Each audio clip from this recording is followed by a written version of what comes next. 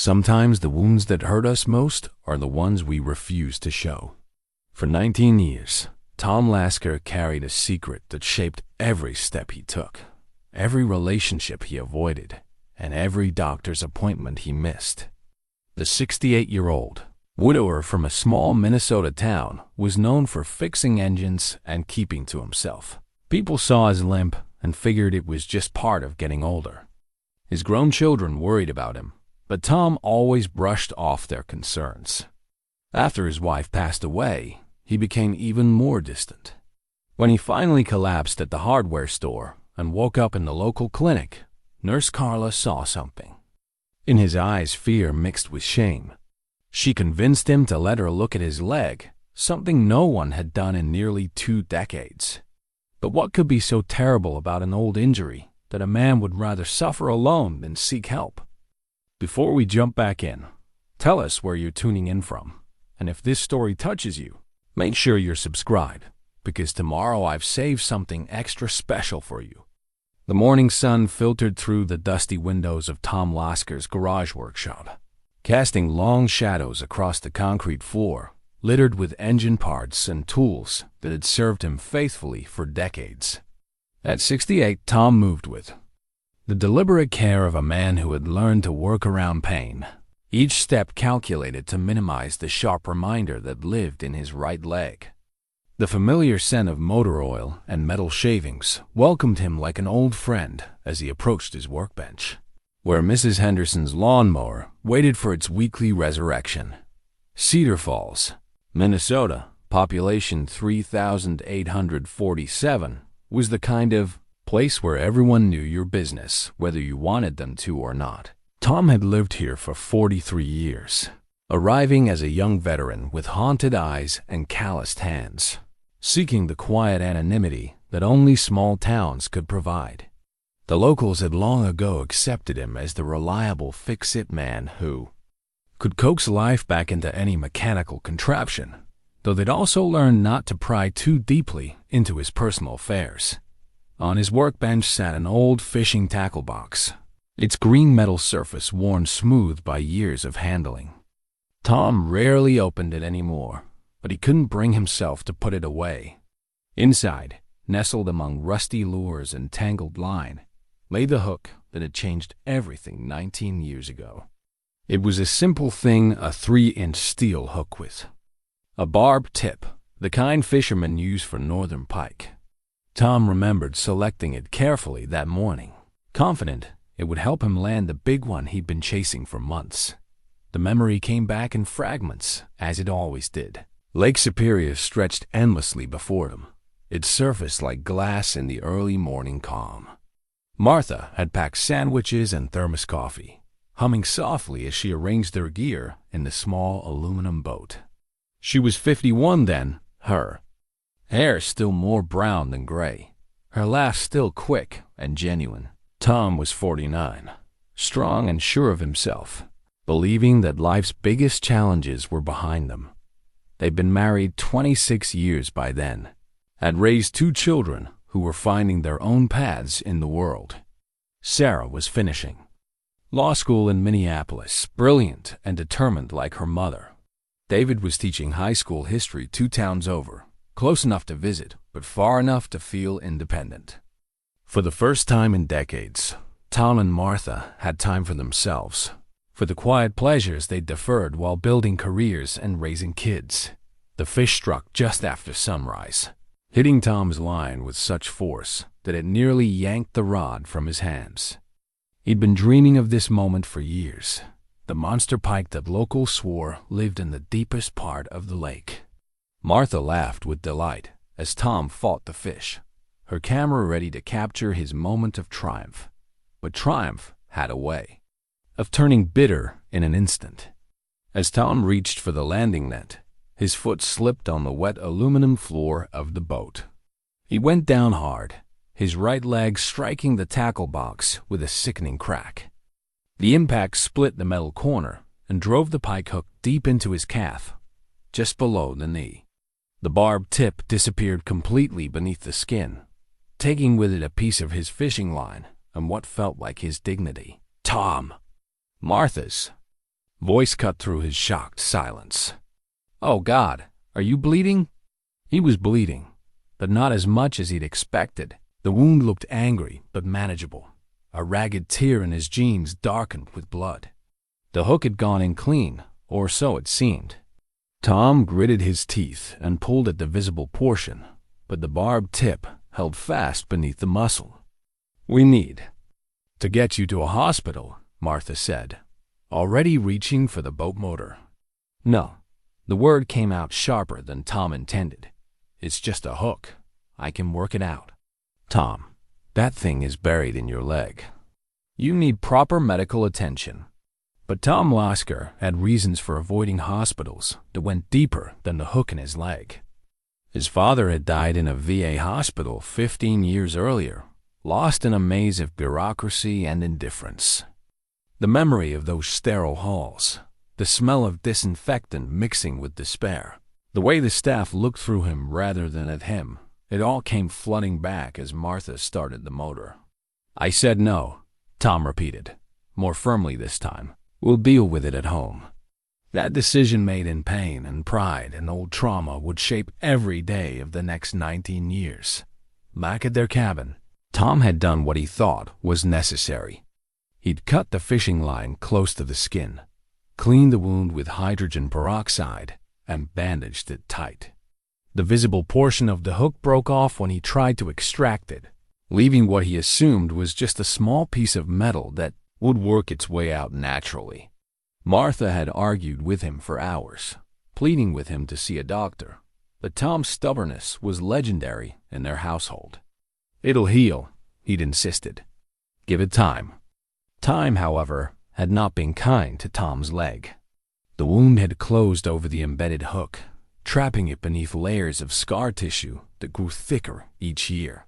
What Tom didn't know, what he couldn't have known, was that the hook was slowly migrating deeper into his leg, carrying with it bacteria and debris that his body couldn't fight off. The infection was low-grade and chronic, not acute enough to cause obvious symptoms, but persistent enough to slowly poison his system. Over the years, the pain had become as familiar as his morning coffee. Tom developed a rolling gait that accommodated the stiffness in his right leg, telling himself and others that it was just arthritis, just a natural consequence of a lifetime of physical work. He became expert at deflecting concern, at changing the subject when Martha or the kids asked about his limp. Martha had known something was wrong, of course. Wives always do. But after the initial arguments about seeing a doctor, she'd learned to express her worry in quieter ways, making sure he took aspirin for the pain, encouraging him to rest when she caught him favoring the leg, researching arthritis, treatments that might help. She never stopped believing that someday she'd convince him to seek proper treatment. That someday never came. Martha's death, 2 years ago, had shattered something fundamental in Tom. She'd fought her cancer with grace and dignity, trusting her doctors, following every treatment protocol, never giving up hope. Tom had watched helplessly as the woman he loved submitted to the same medical system he'd spent decades avoiding. In the end, it hadn't mattered. The cancer took her anyway, leaving Tom alone with his guilt and his secrets.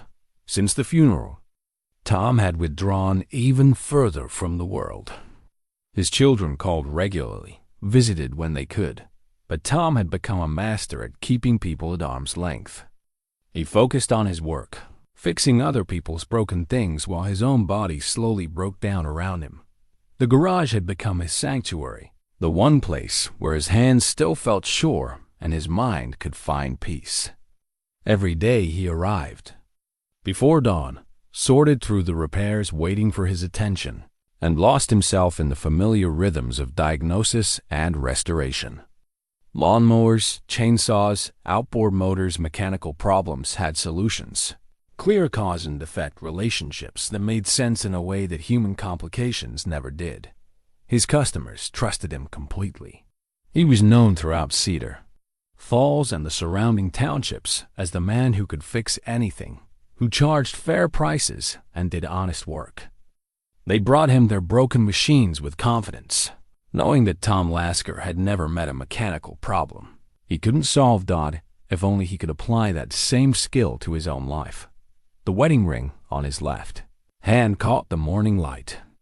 As he reached for a wrench, Tom still wore it every day. 2 years after Martha's death, people had gently suggested that it might be time to put it away, but Tom couldn't imagine his hand without it. The ring was a connection to the man he'd been, to the life he'd built with the only woman who'd ever truly understood him. Sometimes, late at night, when the pain in his leg kept him awake, Tom would take out the tackle box and look at the broken hook.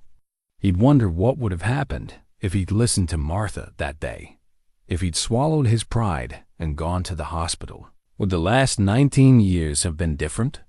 Would Martha still be alive if he'd been stronger, healthier, more present during her illness?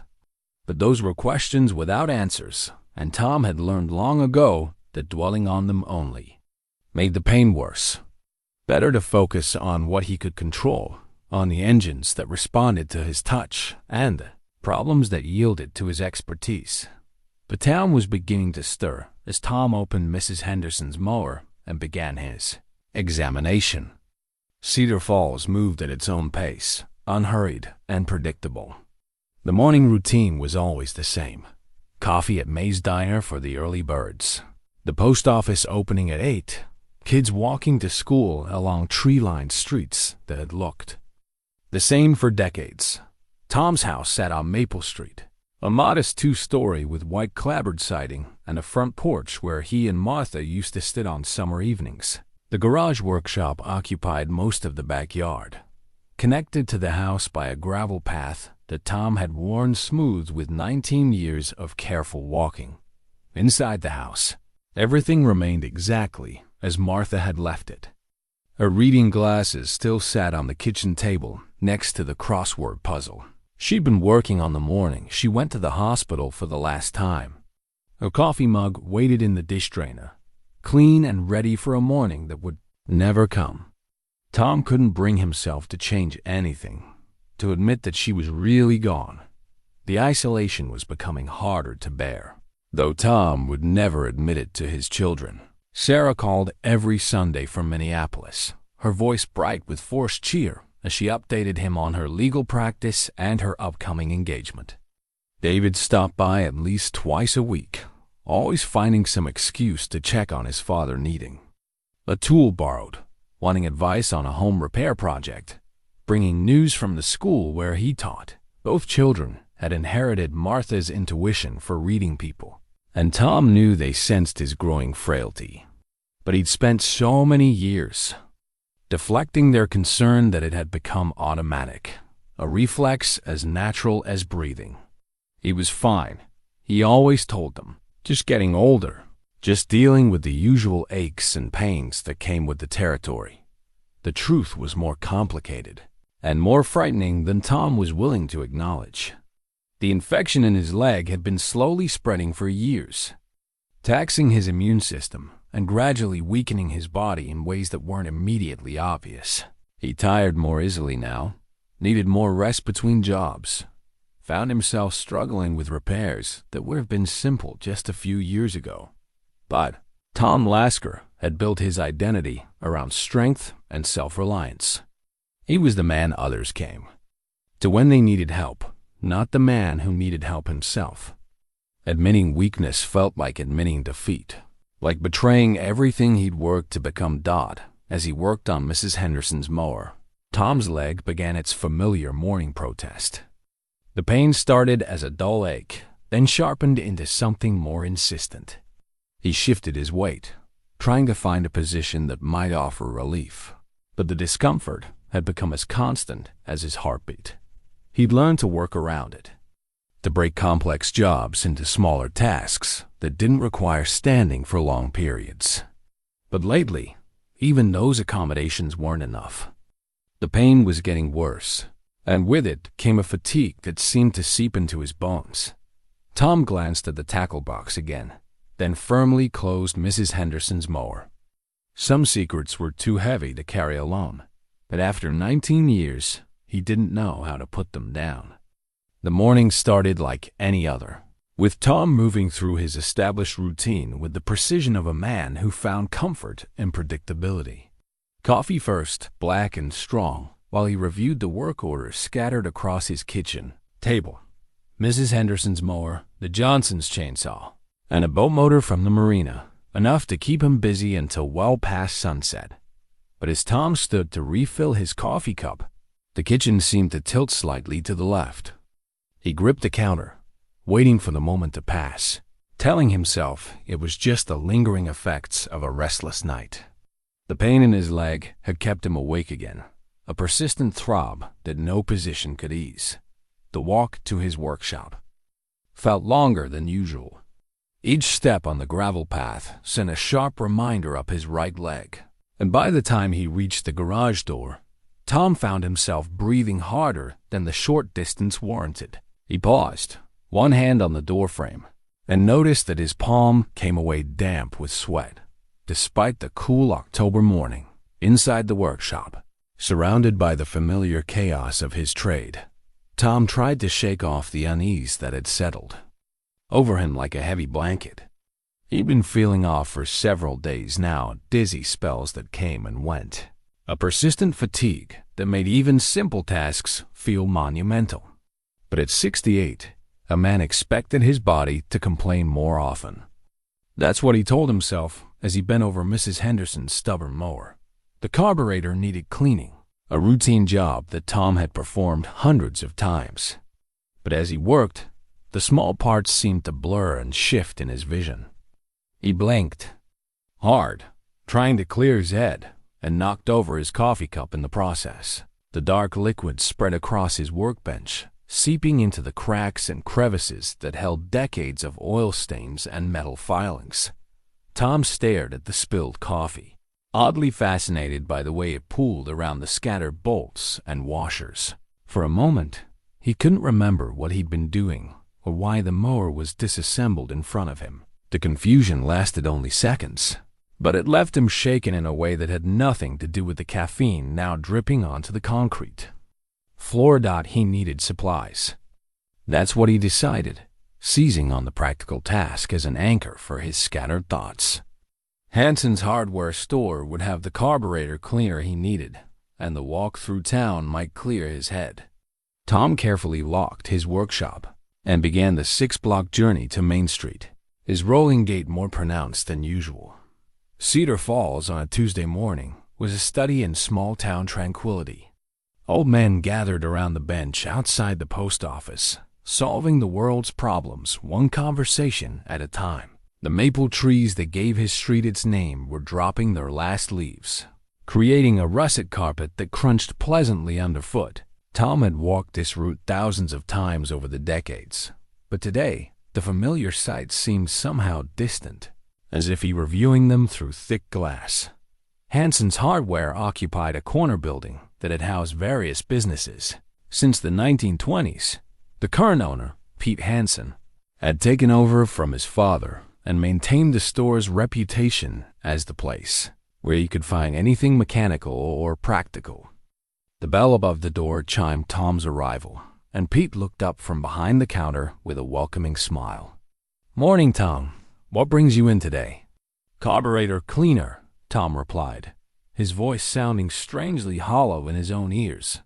"The good stuff, not that watered-down nonsense they sell at the chain stores." Pete laughed. "You know where to find it. Aisle 3, bottom shelf." Tom nodded and made his way down the narrow aisle, flanked by shelves packed with screws, bolts, and small mechanical mysteries. The familiar smell of metal and lubricants should have been comforting, but instead it seemed overwhelming, too intense for his suddenly sensitive nose. He crouched carefully beside the bottom shelf, favoring his right leg as always, and searched for the carburetor cleaner. But as he reached for the familiar blue container, the world began to spin around him with increasing speed. The shelves blurred together, the overhead lights became piercing white needles, and the sound of his own heartbeat filled his ears like thunder.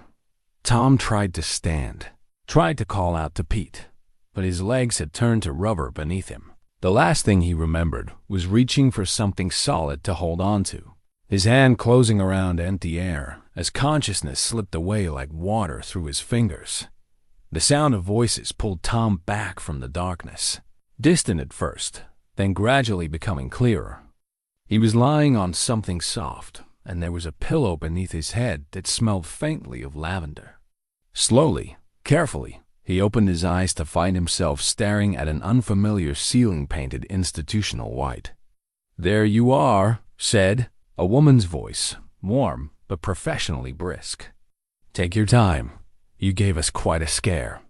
Tom turned his head and found himself looking at a woman in her 50s with graying, brown hair pulled back in a practical ponytail. She wore scrubs decorated with small cartoon animals' whimsical touches that seemed at odds with the serious expression in her dark eyes. A name tag identified her as Carla Morrison, RN. "Where am I?" Tom's voice came out as a croak. "Cedar Falls Medical Clinic. I'm Carla, and you're going to be just fine. You fainted at Hanson's Hardware. Pete called the ambulance when he couldn't wake you up." The word ambulance sent a spike of anxiety through Tom's chest. He tried to sit up, but Carla's firm hand on his shoulder kept him in place. "Easy there. You've been unconscious for about 20 minutes. I need to check you over before you start moving around." "I'm fine," Tom protested automatically. "Just got a little dizzy. Happens to everyone my age." Carla's expression suggested she'd heard similar protests before. "When was the last time you ate something?" Tom had to think about it. Breakfast had been coffee and little else, and he couldn't remember much about dinner the night before. "This morning," he said finally. "What did you eat?" The question hung in the air while Tom struggled to remember. The truth was, food had lost much of its appeal since Martha's death. Cooking for one felt pointless, and his appetite had been steadily diminishing for months. "I don't remember," he admitted. Carla nodded as if this confirmed something she'd already suspected. "When was your last physical exam?" The question hit Tom like a physical blow. He couldn't remember the last time he'd voluntarily seen a doctor. There had been the mandatory checkups for his driver's license renewal, brief encounters with physicians who barely looked at him before stamping his forms. But a real examination, the kind where someone actually listened to his concerns. "I don't need doctors," Tom said, the old defensiveness rising in his voice. "Mr. Lasker, everyone needs doctors sometimes. You're 68 years old, and you just lost consciousness in public. That's not normal, no matter what you might think." The use of his name surprised him. "How do you know?" "Your wallet," Carla explained. "Pete gave it to the paramedics. I also called your son David. He should be here any minute." Panic fluttered in Tom's chest. David would worry, would ask questions Tom wasn't prepared to answer. Worse, he might call Sarah, and then both his children would descend on him with their concern and their barely disguised frustration at his stubborn independence. "You had no right," Tom said, struggling to sit up despite Carla's restraining hand. "I had every right. You're my patient now, and you're not going anywhere until I'm satisfied that you're stable." There was something in Carla's tone that reminded Tom of Martha, the same mixture of compassion and steel that brooked no argument. It was a voice that had managed classrooms and crisis situations, that had learned to project authority while maintaining warmth. "I need to get back to work," Tom tried again. "People are counting on me. The only person you need to worry about right now is yourself." Carla moved to a small sink in the corner and began washing her hands with the methodical thoroughness of someone who took hygiene seriously. "Tell me about your leg." The question came so suddenly, so directly, that Tom felt his carefully constructed defenses crumble slightly. "What about my leg? You favor it when you walk. I noticed it when the paramedics brought you in." "How long have you been limping?" Tom's mouth went dry. In all the years since the accident, no one had asked him so directly about his leg.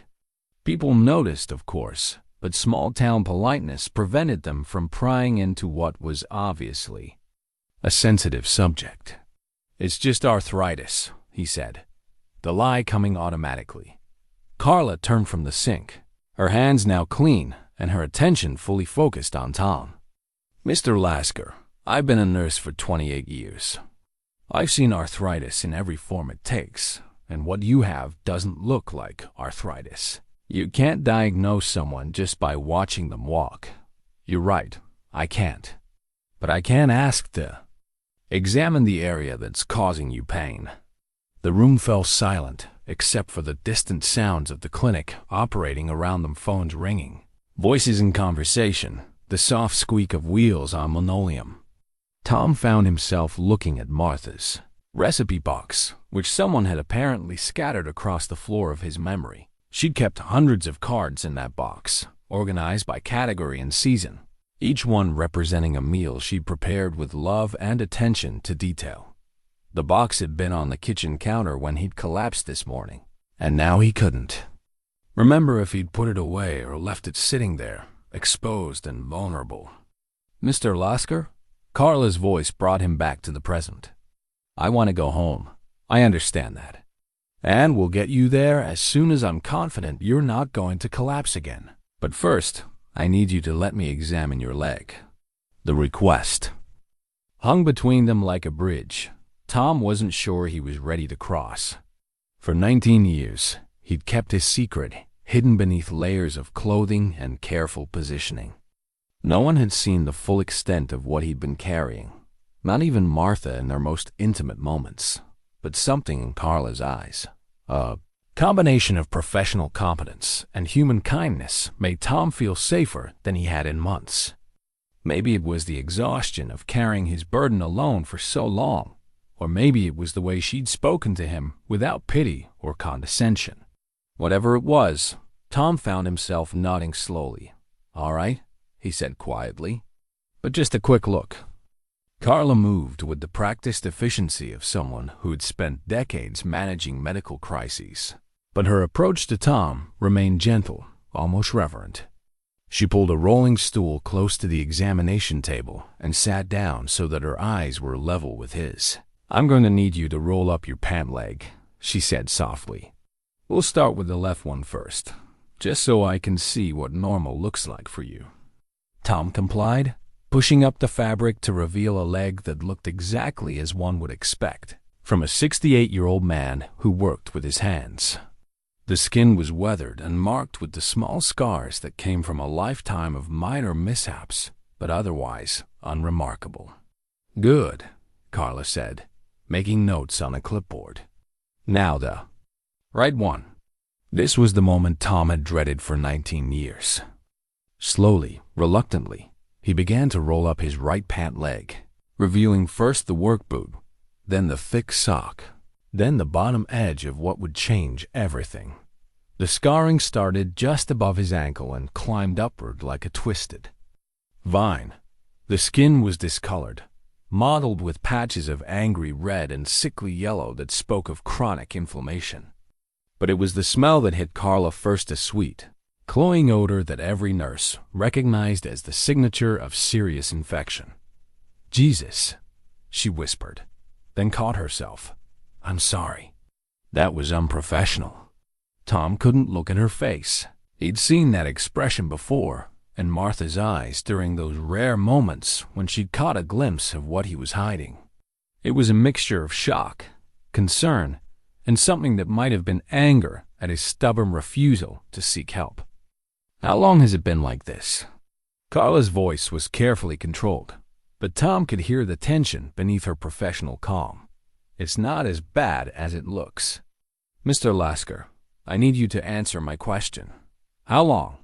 The door burst open before Tom could respond, and David Lasker rushed into the room with the slightly wild look of a man who had received a phone call that started with, "Your father is in the clinic." At 42, David had inherited his mother's intuitive nature and his father's stubborn streak, a combination that had served him well as a high school history teacher, but sometimes made family relationships complicated. "Dad, what happened? Are you hurt?" David's eyes swept over his father. taking in the hospital gown and the exposed leg with its shocking display of neglect. "I'm fine, son. Just a little dizzy spell." But David was staring at Tom's leg with an expression that shifted rapidly from concern to horror to something approaching rage. "What the hell is that?" "Language," Tom said automatically, falling back. "On decades of parental authority. Don't you language me." "Dad, your leg looks like—" David stopped, apparently unable to find words adequate to describe what he was seeing. Carla stood and moved between father and son, her presence immediately calming the tension that had filled the small room. "Mr. Lasker, David, I assume? Your father is stable, but he's going to need some medical attention for his leg. Why don't you have a seat while I finish my examination?" David looked like he wanted to argue, but something in Carla's tone suggested that compliance would be in everyone's best interest. He pulled a chair close to the examination table and sat down heavily, his eyes never leaving his father's face. "Dad, how long has your leg been like this?" Tom met his son's eyes and saw Martha looking back at him. David had her way of seeing through pretense, of cutting straight to the heart of uncomfortable truths. It was a quality that made him an excellent teacher and a difficult son to deceive. "It's an old injury," Tom said finally, "from before you kids were grown." "This isn't old," Carla interjected, her gloved hands moving carefully around the edges of the infected area. "This is active. This is serious. And this," she pointed to a particularly angry section of scarring, "looks like there might be something foreign embedded under the skin." The room fell silent except for the sound of David's sharp intake of breath. Tom closed his eyes, feeling the weight of 19 years of deception pressing down on his chest like a physical force. "I need to ask you some questions," Carla continued, "and I need honest answers. When did this injury occur?" 19 years ago, Tom whispered. "What caused it?" Tom's throat felt dry as sandpaper. He could feel David's stare burning into him, could imagine the questions and accusations that would follow once the truth came out. "Fishing accident," he said finally. "What kind of fishing accident leaves a wound like this?" Before Tom could answer, the door opened again and a young woman in a white coat entered the room.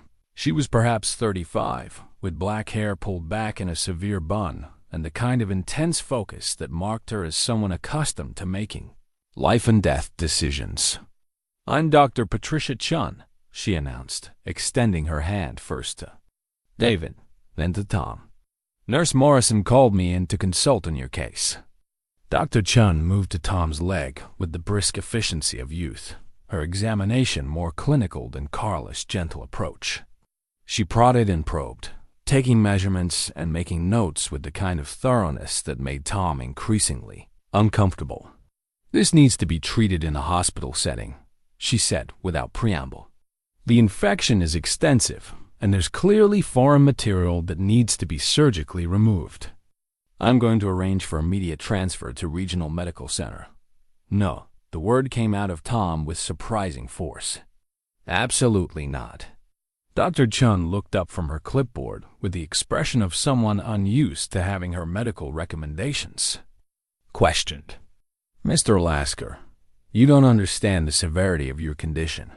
This infection could become systemic. Without proper treatment," I said no. David leaned forward in his chair. "Dad, you need to listen to the doctor."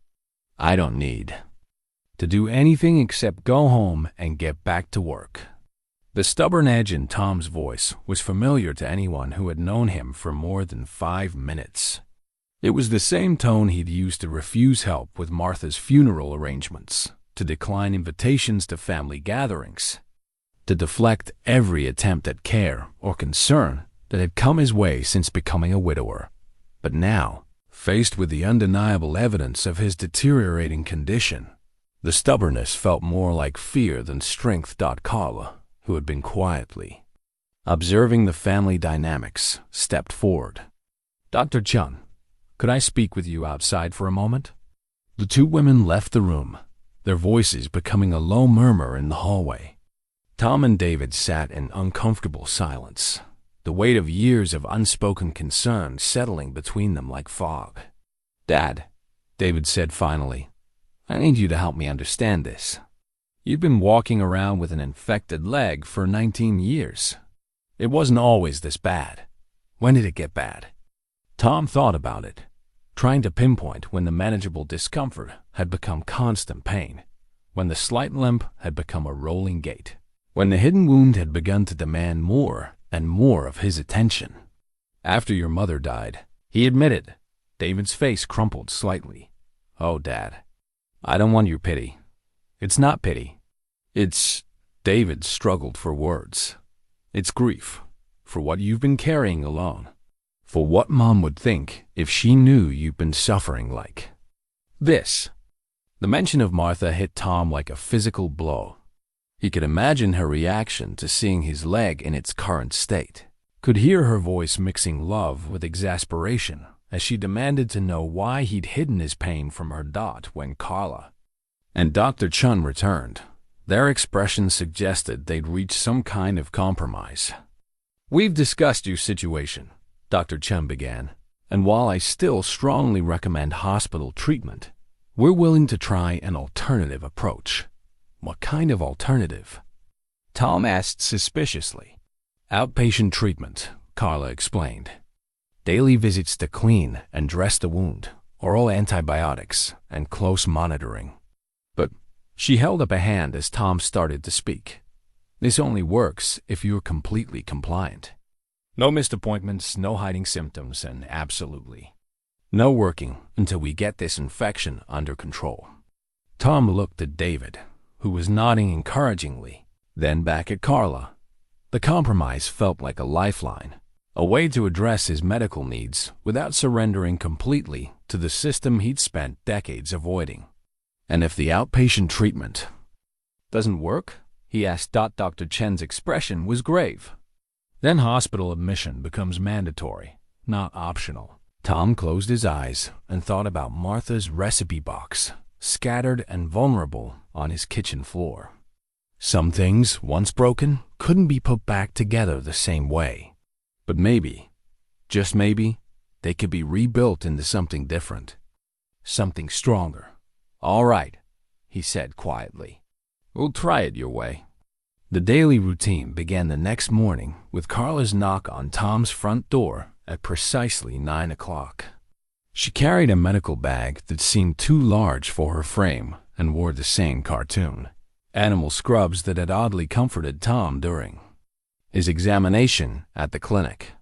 The October air was crisp, carrying the scent of wood smoke and dying leaves that marked the transition toward winter. "Good morning, Mr. Lasker," she said with professional cheerfulness as Tom opened the door. "Ready for round one?" Tom stepped aside to let her enter, still unsure about having a stranger in the house that he and Martha had shared for so many years. The living room remained exactly as Martha had left it, her reading glasses on the side table, a half-finished crossword puzzle folded beside her favorite chair, the remote control positioned just where her hand could find it without looking. Carla noticed his hesitation. "We can do this wherever you're most comfortable. Kitchen table works fine if you'd prefer." They settled at the kitchen table, where morning sunlight streamed through the windows. Martha had dressed with yellow curtains she'd sewn herself. Tom rolled up his pant leg with less reluctance than he'd felt the day before, though the sight of his infected leg in the cheerful domestic setting felt jarring, like bringing a piece of battlefield into a sanctuary. "This is going to hurt," Carla warned as she opened her medical kit. "But not as much as you've been hurting for 19 years. The cleaning process was methodical and painful.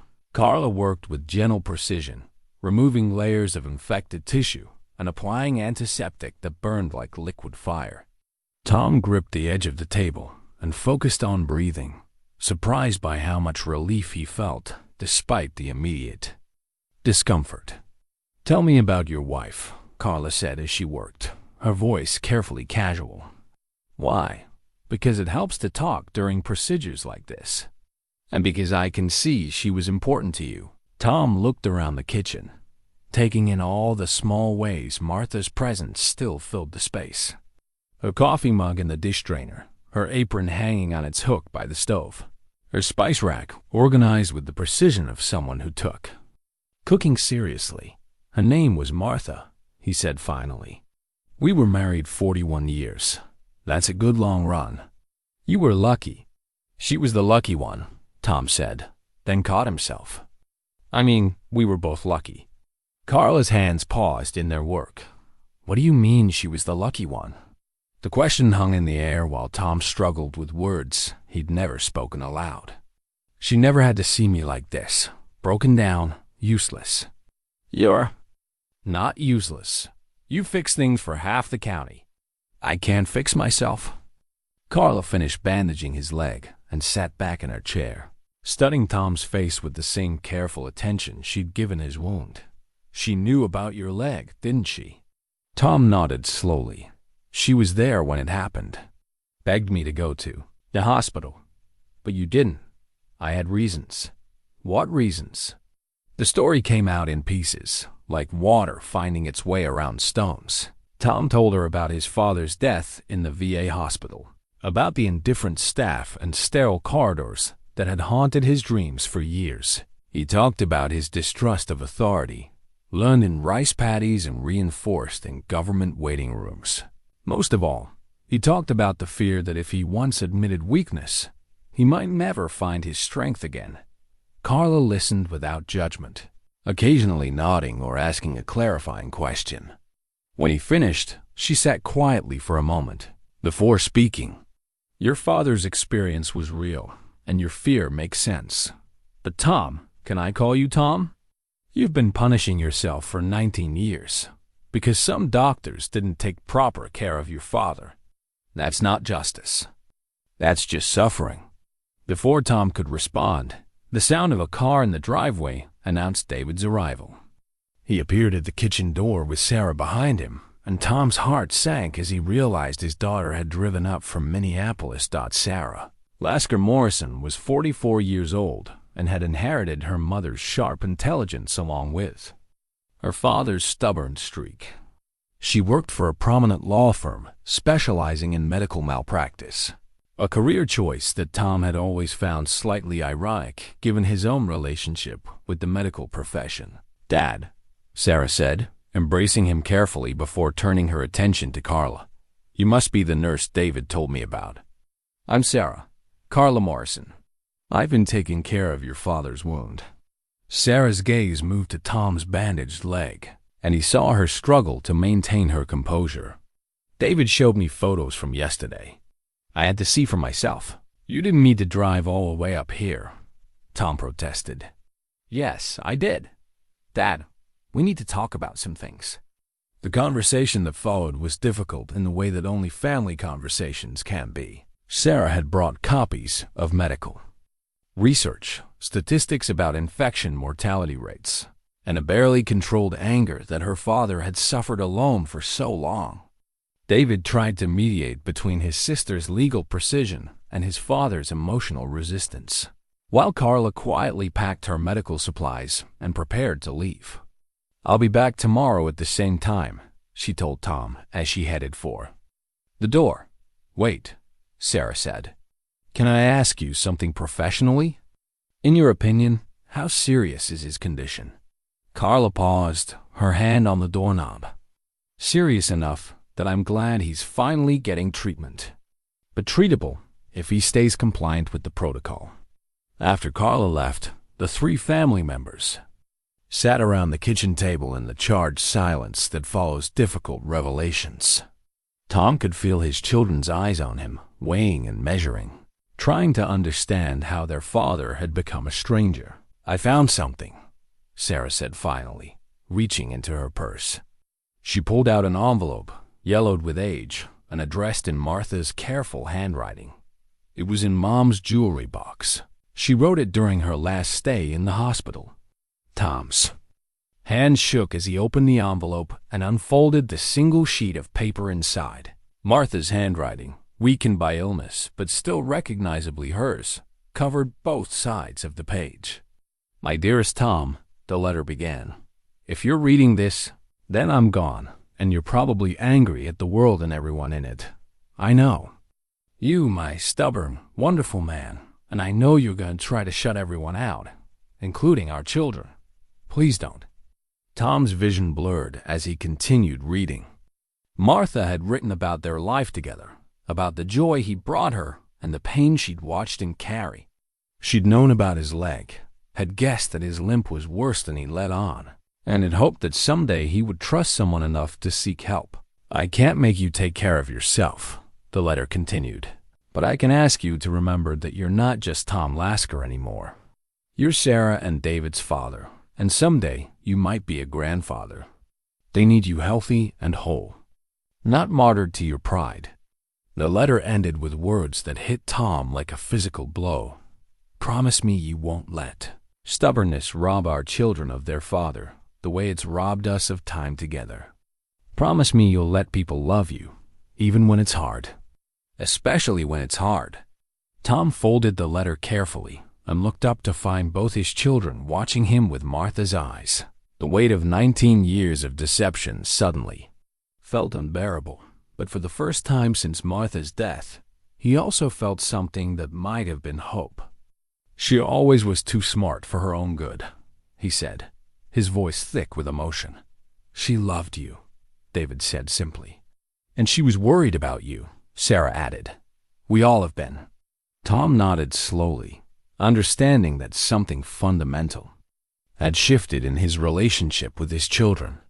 The secret that had kept them at arm's length was finally in the open, and despite his fears, the world hadn't ended. If anything, he felt closer to them than he had in years. "What happens now?" he asked. Sarah reached across the table and took his hand. "Now we figure out how to take care of you, whether you like it or not." For the first time in 2 years, Tom Lasker smiled. 3 weeks into the treatment routine, Tom's workshop had begun to feel more like a museum than a functioning repair shop. The tools sat unused on his workbench, gathering dust that caught the morning light streaming through windows he'd forgotten to clean. Mrs. Henderson's mower remained half-assembled, waiting for hands that could no longer grip wrenches without trembling from the antibiotics coursing through his system. The medication was working. Carla assured him of that during each daily visit, but the side effects left Tom feeling like a stranger in his own body. His appetite had disappeared entirely, leaving him gaunt and hollow-cheeked. Simple tasks like walking to the mailbox left him breathless and dizzy.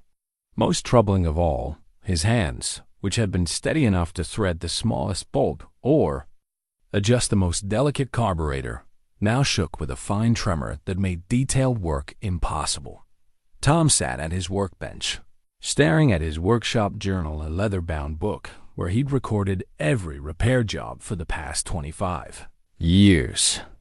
Each entry was written in his careful block letters, noting the problem, the solution, and the customer's satisfaction. The journal represented more than just business records. It was proof of his competence, his value to the community, his identity as a man who could fix what others couldn't. But the most recent entries, written in the weeks before his collapse, showed a troubling decline. His handwriting had become less steady, his notes less detailed.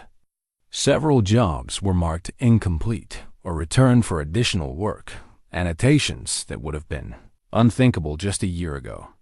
The sound of Carla's car in the driveway interrupted his brooding.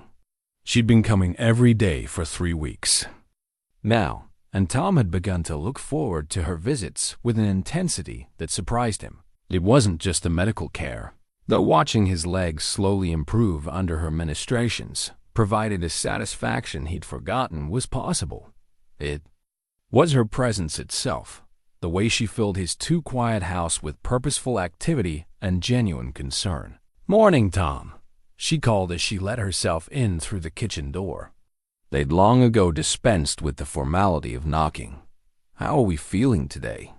"Like a horse that's been put out to pasture," Tom replied, rolling up his pant leg with the automatic gesture that had become routine. Carla unwrapped the previous days, bandaging with her usual gentle efficiency. The wound was visibly better. The angry redness had faded to pink. The swelling had decreased, and the smell that had made him ashamed for 19 years was nearly gone. But beneath the surface improvements, something more troubling was becoming apparent. "Tom," Carla said carefully as she cleaned the wound, "we need to talk about the antibiotics not working as well as we'd hoped." "What do you mean? It looks better.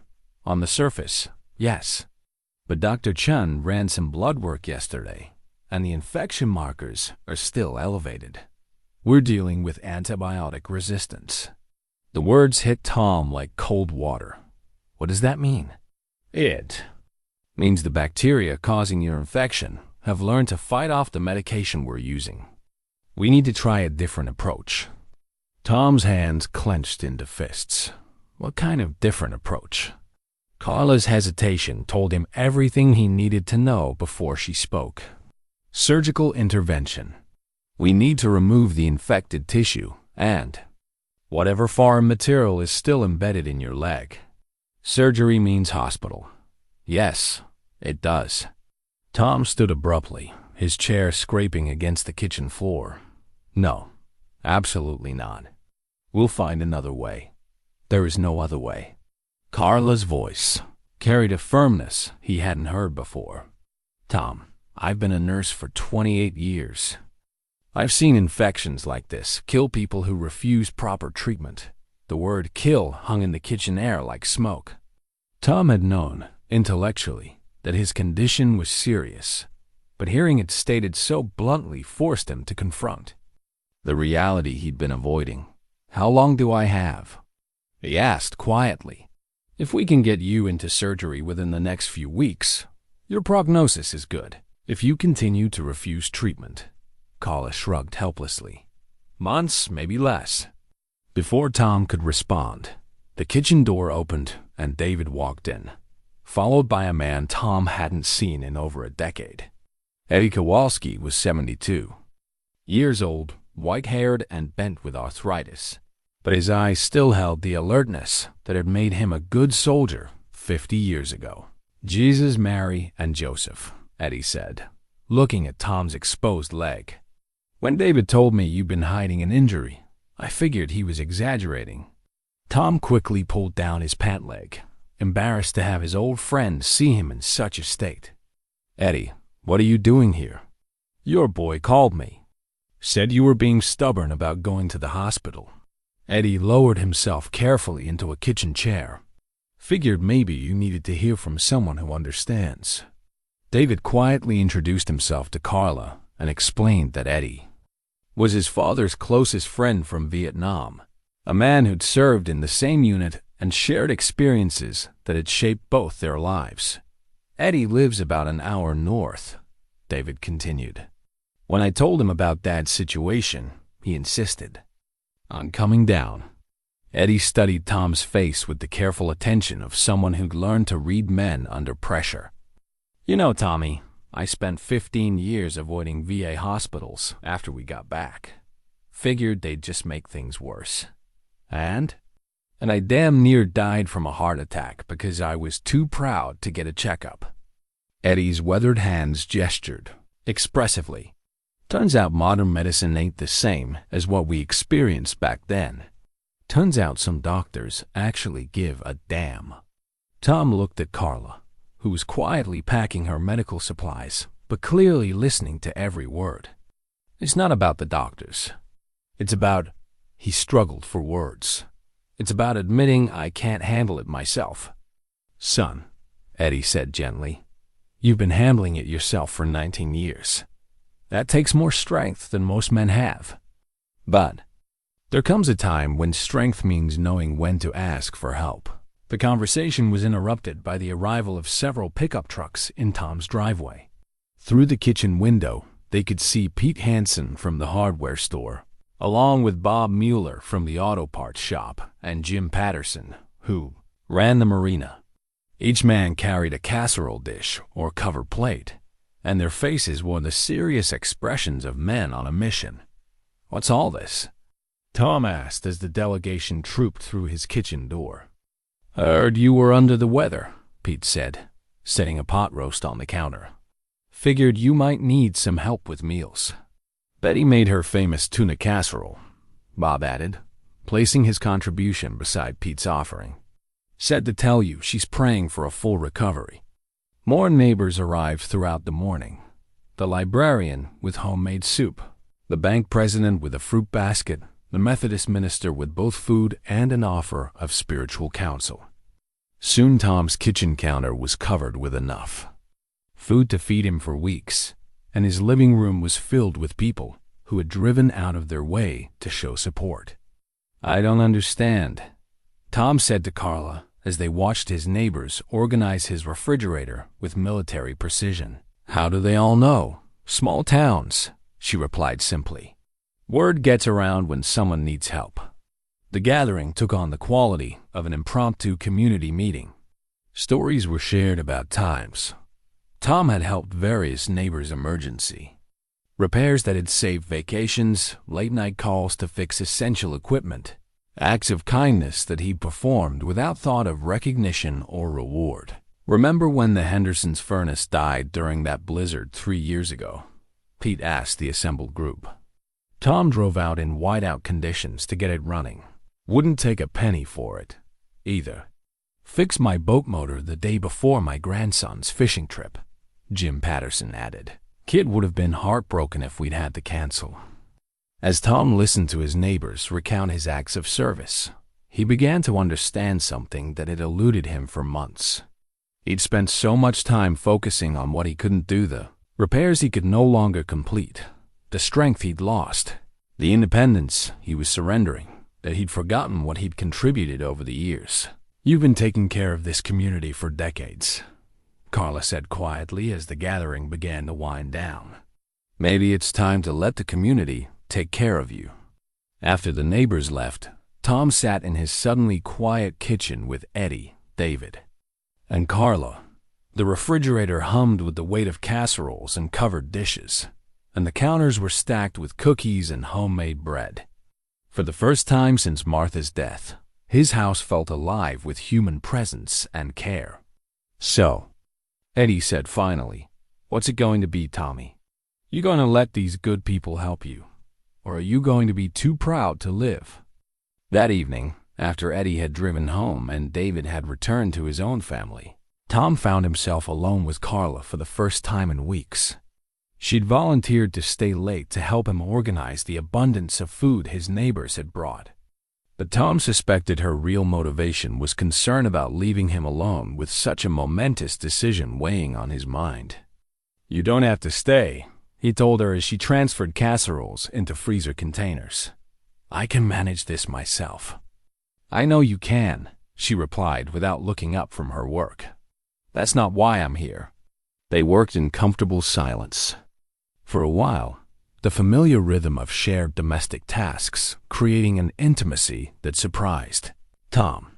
It had been over 2 years since anyone had moved through his kitchen with such easy familiarity, and he found himself watching Carla's efficient movements with something approaching wonder. "Can I ask you something?" Tom said finally. "Of course." "Why are you doing this? Going above and beyond, I mean. This isn't what nurses usually do."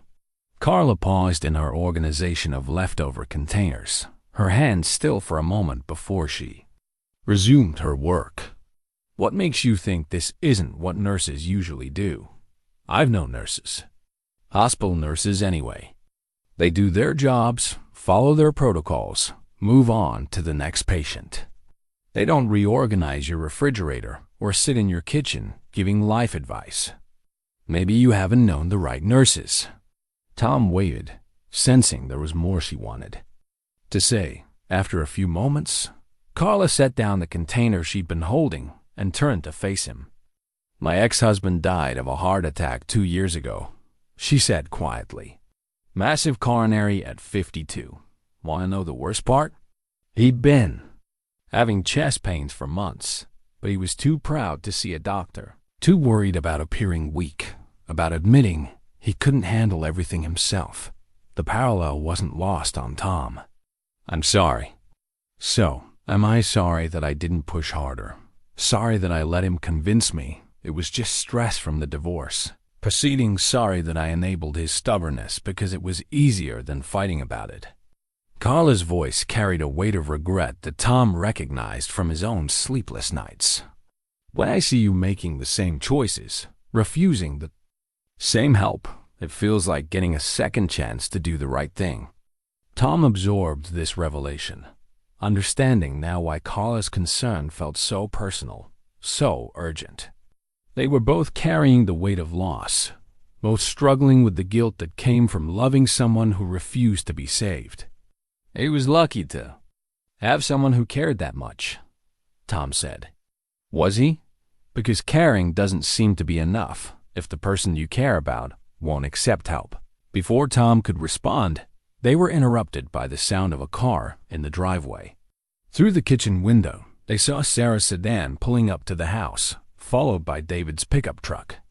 Both vehicles were loaded with boxes and bags that suggested this wasn't a casual visit. What now? Tom muttered as his children approached the house.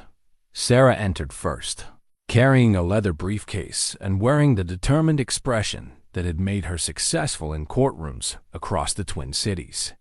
David followed with an armload of file, folders, and what appeared to be military documentation. "Dad, we need to talk," Sarah announced without preamble.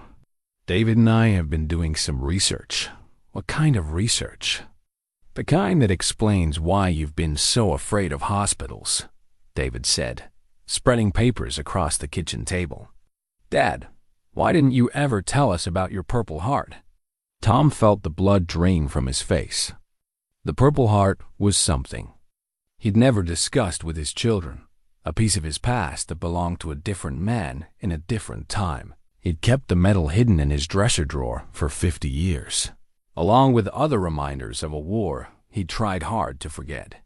"How did you—" "I called Eddie after he left today," David explained. "Asked him to help me understand what happened to you in Vietnam. He told me about the field hospital where you were treated, about the conditions there, about why you came home with such a distrust of military medicine." Sarah opened her briefcase and pulled out a stack of official-looking documents. "I've been researching your medical records from the VA. Did you know that the field hospital where you were treated was later investigated for substandard care? That several personnel were court-martialed for negligence?" Tom stared at the papers. His daughter was spreading across his table documents that detailed horrors he'd tried for decades to forget. The field hospital in Vietnam had been a nightmare of understaffed chaos, where wounded soldiers were triaged based on politics rather than medical need, where infections ran rampant due to unsanitary conditions, where young men died not from their wounds, but from the inadequate care they received. Your father died in a VA hospital that was already under investigation for patient neglect, Sarah continued relentlessly. You were treated in a field hospital that was later condemned for malpractice. Dad, your fear of medical care isn't irrational, it's based on real trauma. Carla had been quietly listening to this family revelation, but now she moved closer to the table, her professional interest clearly piqued. Tom, you were wounded in combat? Tom nodded reluctantly. Shrapnel from a mortar. Round. Took out most of my left shoulder and part of my chest. And how was that treated? The memories came flooding back despite Tom's efforts to keep them buried. The field hospital had been a collection of canvas tents and inadequate equipment, staffed by overwhelmed medics who were often barely older than the wounded soldiers they were trying to save. Tom had watched men die from infections that should have been treatable, and seen wounds become worse under care that was supposed to heal them. They removed what shrapnel they could and sent me back to the field as soon as I could hold a rifle, Tom said quietly. 3 weeks later, the wound was infected, and I was back in the hospital. That time they kept me longer, but the conditions, he shook his head. I saw men die from diseases they caught in the hospital, not from wounds they got in combat. David, reached across the table and placed his hand over his father's. "Dad, that's not what medicine looks like today. The field hospital you were in was a war zone disaster, not a modern medical facility. And the VA hospital where Grandpa died was investigated by Congress," Sarah added. "The problems you experienced weren't normal medical care. They were institutional failures that have been corrected." Tom looked at the three people gathered around his kitchen table: his son, his daughter, and the nurse who had somehow become central to his life, and felt something shift inside his chest. For 50 years, he'd carried the belief that medical care was inherently dangerous, that hospitals were places where people went to die rather than heal. But sitting here, surrounded by evidence that his traumatic experiences had been aberrations rather than norms, he began to consider the possibility that his fears might not be based on current reality. "The Purple Heart," Tom said finally. "How? Did you know to look for it?" "I didn't," David admitted. "But Eddie mentioned that you've been wounded. And when I started researching your military service, the medal showed up in your records. Dad, you were awarded the Purple Heart for wounds received in combat. That makes you a decorated veteran, not just someone who served." Tom thought about the medal sitting in his dresser drawer, tarnished and forgotten. He'd never thought of himself as decorated or heroic, just as a young man who'd done his duty and come home damaged. But looking at his children's faces, he began to understand that they saw his service differently than he'd ever seen it himself. "You've been carrying trauma from 50 years ago," Carla said gently. "Trauma that affected your ability to trust medical care. But Tom, the medicine that failed you in Vietnam, that's not the medicine we practice today." Sarah leaned forward across the table. "Dad, I want you to see something." She pulled out one final document, a photograph of the surgical team at Regional Medical Center, the hospital where Dr. Chun wanted to send him for treatment. The photo showed modern equipment, sterile conditions, and medical professionals who looked competent and caring. "This is where you'd be going for surgery," Sarah said. "Not a field hospital in a war zone, not a neglected VA facility from the 1970s. This is a modern trauma center with an infection control team that's won national awards." Tom studied the photograph, trying to reconcile this image of modern medical care with his memories of canvas tents and overwhelmed medics. The contrast was so stark that it felt like looking at two different worlds. "I'm scared," he admitted finally, the words coming out in a whisper. "Of course you are," Carla said. "Anyone would be scared. But Tom, you've been brave before. You were brave enough to serve your country, brave enough to survive combat, brave enough to build a life after coming home damaged. This is just another kind of courage." Tom looked around the table at the faces watching him with love and concern, then down at the Purple Heart documentation that proved he'd once been brave enough to face the unthinkable. Maybe, he thought, he could find that courage again. The morning that changed everything started like any other in the month since Tom had begun accepting help. Carla arrived promptly at 9, a medical bag in one hand and a thermos of coffee in the other, a small kindness that had become part of their routine. Tom had been sleeping better, eating more regularly thanks to the neighbors' ongoing meal contributions, and for the first time in weeks, he felt like the antibiotics might actually be winning the battle against his infection. "How's the pain level today?" Carla asked as she set up her supplies on the kitchen table. "Better," Tom replied, and meant it. The constant ache that had been his companion for 19 years had diminished to something more manageable, though he'd learned not to get too optimistic about temporary improvements. Carla began her examination with the same gentle efficiency that had marked every visit. But as she unwrapped the bandages, Tom noticed a change in her expression. Her usual calm professionalism gave way to something that looked like confusion, then concern. "Tom," she said carefully, "there's something different about the wound today." "Different how?" "Worse?" "Not worse. Exactly. But she paused, leaning closer to examine the area more carefully. There's something I haven't seen before. Something that looks like it might be working its way to the surface. Tom tried to crane his neck to see what had captured Carla's attention, but the angle was wrong. What kind of something? Instead of answering immediately, Carla reached for her phone and activated the flashlight feature, directing the bright LED beam toward Tom's leg. What she saw made her intake of breath audible in the quiet kitchen. "Oh my God," she whispered. "What? What is it?" "Tom, I think I can see metal." Actual metal, just beneath the surface of the skin. The words hit Tom like a physical blow. "That's impossible.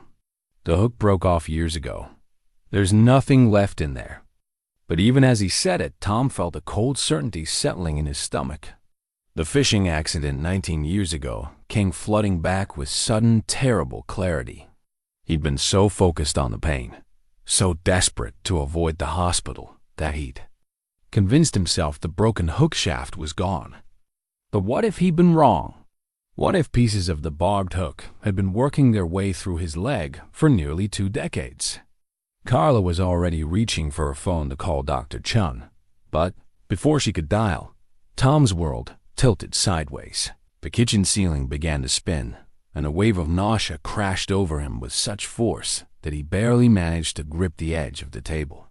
Before his vision went dark-dot, when consciousness returned, Tom found himself on his living room couch, with Carla kneeling beside him, her fingers pressed to his wrist as she monitored his pulse. David was there too, though Tom couldn't remember hearing him arrive. "How long was I out?" Tom asked weakly. "About 10 minutes, Carla replied, her professional mask firmly in place, though Tom could see worry in her eyes. "Your blood pressure dropped suddenly. Tom, we need to get you to the clinic right now." "I'm okay. Just got dizzy." "No, you're not." "Okay." Carla's voice carried an authority that brooked no argument. "That wasn't just dizziness. That was your body going into shock. David, help me get him to the car." The drive to Cedar Falls Medical Clinic passed in a blur of familiar streets that seemed somehow foreign through the haze of Tom's deteriorating condition. By the time they arrived, Dr. Chun was waiting with a wheelchair and an expression that suggested she'd been expecting this call. The examination room felt smaller than Tom remembered, crowded with medical equipment that hummed and beeped with electronic precision. Dr. Chen worked with brisk efficiency, ordering blood tests and setting up an IV line while Carla provided a rapid summary of the morning's events. "We need imaging," Dr. Chen announced after completing her examination.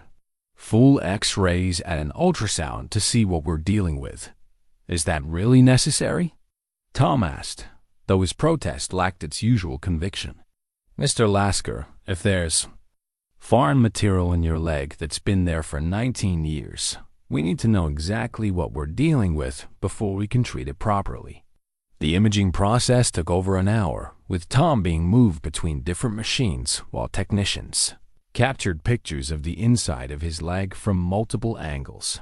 When the results came back, the silence in the examination room was deafening. Dr. Chun clipped the X-ray films to a light board and stepped back, her expression a mixture of amazement and professional concern. What the images revealed defied everything they'd assumed about Tom's condition. "Mr. Lasker," she said finally, "this changes everything." The X-ray showed a curved piece of metal, clearly visible against the softer tissue of Tom's leg. But it wasn't just a small fragment, as Tom had believed for 19 years. It was the entire fishing hook, barbs and all, embedded deep in his calf muscle. "That's impossible," Tom breathed, staring at the unmistakable shape on the illuminated film. "Not impossible," Dr. Chun replied grimly. "Just incredibly unfortunate. The hook went in at an angle that allowed your muscle to close around it, trapping it completely. Over the years, it's been slowly migrating deeper into your leg, carrying bacteria and debris with it." Carla moved closer to study the X-ray, her finger tracing the outline of the hook visible in the image. This explains everything: the chronic infection, the antibiotic resistance, the progression of symptoms. Your body has been fighting a foreign object for 19 years. But how is that possible? David asked, speaking for the first time since arriving at the clinic. Wouldn't Dad have felt it moving around? Not necessarily, Dr. Chun explained. The hook is embedded in dense muscle tissue, and the body forms scar tissue around foreign objects as a defensive mechanism. The migration would have been gradual, probably imperceptible on a day-to-day basis. Tom stared at the X-ray, trying to process the implications of what he was seeing. The thing that had been causing him pain for 19 years, the infection, that was slowly poisoning his system. The limp that had defined his daily existence, all of it could be traced back to that single moment of pride and stubbornness when he refused to go to the hospital. So, what does this mean for treatment? Carla asked, though her tone suggested she already knew the answer. Surgery is no longer optional, Dr. Chun said firmly. That hook needs to be removed immediately. The longer it stays in there, the greater the risk of systemic infection or permanent damage to the surrounding tissue. How immediate? Tom asked quietly. Today. This afternoon if possible. I'm going to call Regional Medical Center and arrange for emergency surgery. The room fell silent as the weight of this decision settled over everyone present. For 19 years, Tom had lived with his secret, managing the pain and working around the limitations it imposed. But now, faced with incontrovertible evidence that his body had been fighting a losing battle all along, the choice was being taken out of his hands. There's something else, Dr. Chung continued, consulting the ultrasound images. The infection has spread further than we initially thought. There are pockets of infected tissue throughout the muscle group, which explains why the antibiotics haven't been fully effective. Meaning this surgery is going to be more extensive than we originally planned. We're not just talking about removing the foreign object. We're talking about debriding infected tissue, possibly reconstructing damaged muscle, and a significant recovery period. Tom looked at Carla, then at David, seeing his own fear reflected in their faces. But underneath the fear, he also saw something else: relief. After 19 years of carrying this burden alone, the truth was finally in the open, and with it came the possibility of real healing. Tom stopped, afraid to voice the question that had been haunting him since the X-ray revealed the hook's presence. Will you what? Dr. Chun prompted gently. Will I ever be able to walk normally again? Dr. Chun considered the question carefully before answering. The damage is extensive, and there are no guarantees. But Mr. Lasker, you've been walking on a leg with a fishing hook embedded in it for 19 years. Whatever function you regain after surgery is going to be better than what you have now. Tom closed his eyes and thought about the tackle box in his workshop, about the broken hook shaft he'd kept as a reminder of that day on Lake Superior. All these years, he'd been carrying the visible piece while the real problem remained hidden beneath his skin, slowly poisoning his body and limiting his life. When can we do the surgery? He asked, opening his eyes to meet Dr. Chun's surprised gaze. I can have you at Regional Medical Center within 2 hours. The surgical team is already on standby. Tom nodded slowly, understanding that the moment he'd been dreading for 19 years had finally arrived. But for the first time since that morning on the lake with Martha, he felt ready to face it. All right, he said, his voice stronger than he'd expected. Let's get this thing out of me. The drive to Regional Medical Center passed in a strange suspension of time, with Tom seated in the passenger seat of Carla's sedan while David followed behind in his pickup truck. Through the window, the familiar countryside of central Minnesota rolled past harvested cornfields, red barns weathered by decades of seasons, farmhouses where porch lights were beginning to flicker on in the gathering dusk. Tom's hand rested in his lap, fingers wrapped around Martha's engagement ring, which he'd retrieved from his wallet before leaving the house. He'd carried the ring with him every day since her death, a talisman that connected him to the promises they'd made to each other 43 years ago. Now, facing the prospect of surgery that might fundamentally change his life, he found comfort in the simple gold band that represented their commitment to love each other through whatever challenges life might bring. "Tell me about the surgical team," Tom said, breaking the silence that had settled over them since leaving Cedar Falls. Carla glanced at him while maintaining her focus on the highway ahead. "Dr. Sarah Kim is the lead orthopedic surgeon. She's been practicing for 15 years and specializes in complex trauma cases. She did her residency at Johns Hopkins and has a reputation for being thorough and conservative, which means she won't take unnecessary risks. And the others? Dr. Marcus Williams handles anesthesia. He's probably close to your age, actually been practicing for over 30 years.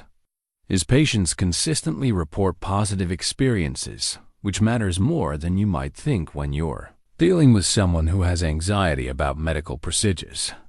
Tom appreciated Carla's careful attention to his psychological needs alongside the medical requirements. Over the past month, she demonstrated an intuitive understanding of his fears and triggers, always explaining procedures before implementing them, always asking permission before touching him in ways that might feel invasive. What about infection control? Regional Medical Center has one of the best infection prevention programs in the state. They've had 0 surgical site infections in the past 18 months, which is remarkable for a hospital their size. The statistics should have been reassuring, but Tom found his mind racing ahead to the moment when he would have to surrender control completely, trusting strangers with his life in a way he'd avoided for decades.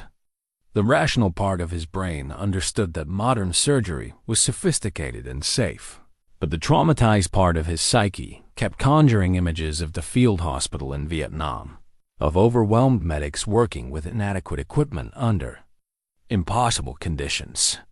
"I need to call Sarah," Tom said suddenly, reaching for his phone. "She's already on her way."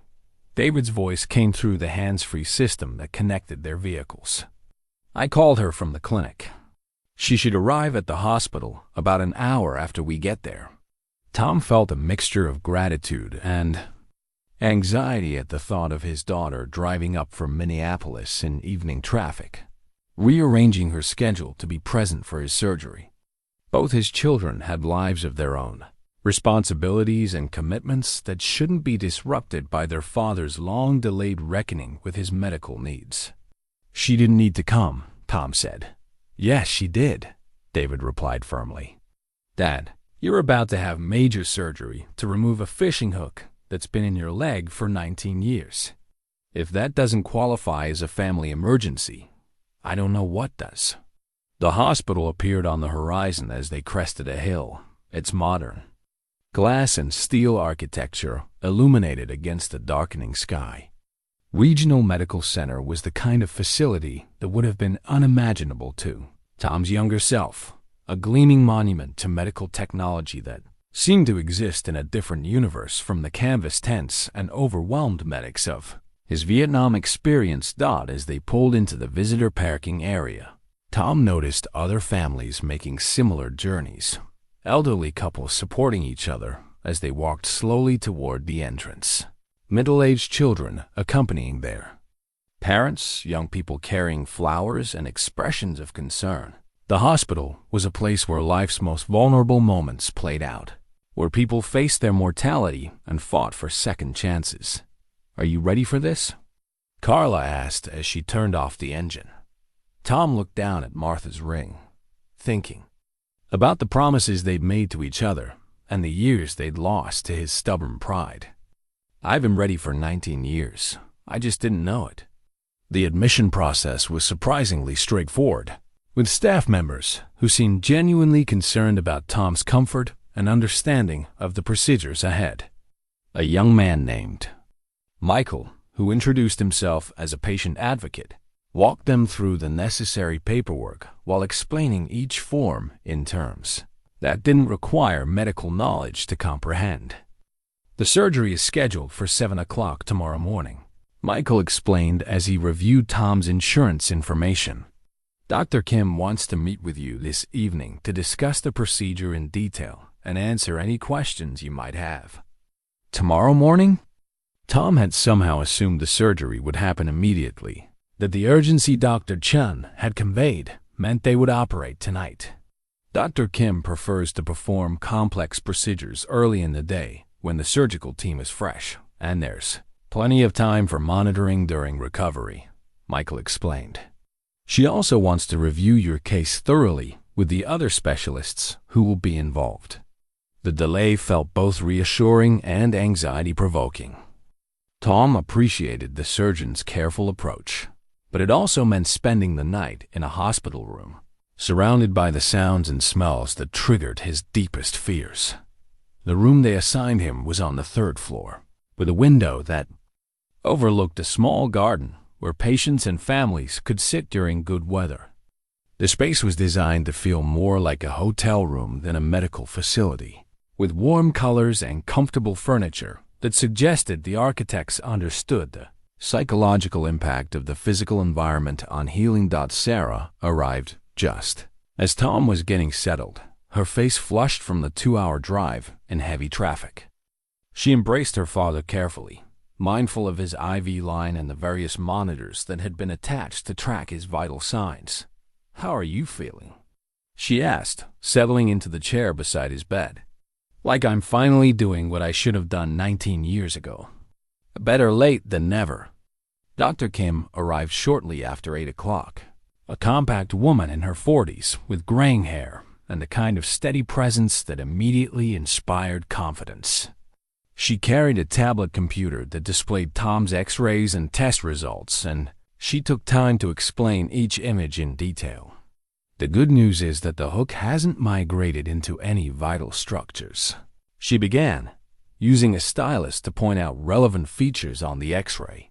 "It's embedded entirely within muscle tissue, which means we can remove it without risking damage to major blood vessels or nerves." "And the bad news?" Tom asked. "The infection has created significant scar tissue throughout the muscle group. We're going to need to remove quite a bit of damaged tissue, which means the recovery period will be longer than for a simple foreign object removal." Dr. Kim walked them through the surgical procedure step by step, explaining how she would make an incision along the path of least resistance, carefully dissect through the scar tissue, and extract the hook while preserving as much healthy muscle as possible. She showed them pictures of similar cases she'd handled, demonstrating the technique she would use and the expected outcomes. "What's the worst-case scenario?" Sarah asked with the directness that had made her successful as a lawyer. "Worst case would be if we discover more extensive damage than the imaging suggests, or if we encounter complications during the extraction. In that situation, we might need to perform a more extensive reconstruction of the muscle group. And best case? Best case is that we remove the hook cleanly, debride the infected tissue successfully, and you end up with significantly better function than you've had in years." Tom studied the surgical plan Dr. Kim had outlined, trying to imagine what it would feel like to walk without the constant ache that had been his companion for so long. It seemed almost impossible to envision a life without that particular form of suffering. "Doctor," Tom said finally, "I need you to understand something about me. I've been avoiding medical care for most of my adult life because of some bad experiences in military hospitals. If I seem anxious or uncooperative, it's not personal." Dr. Kim nodded with understanding. "I've worked with a lot of veterans over the years, Mr. Lasker. I know that trust doesn't come easily when you've had reason to doubt the medical system. But I want you to know that our only goal tomorrow is to get you back to the best possible quality of life." After Dr. Kim left, Tom's room filled with the people who had become central to his journey toward healing. Eddie had driven down from his home up north, bringing with him a small leather pouch that contained Tom's purple heart medal. "Figured you might want this with you," Eddie said, placing the medal on Tom's bedside table. "Remind you that you've been brave before." Carla had officially finished her shift hours ago, but she remained in the room, checking on Tom's foreline and monitoring his vital signs with the attention of someone who had a personal investment in his recovery.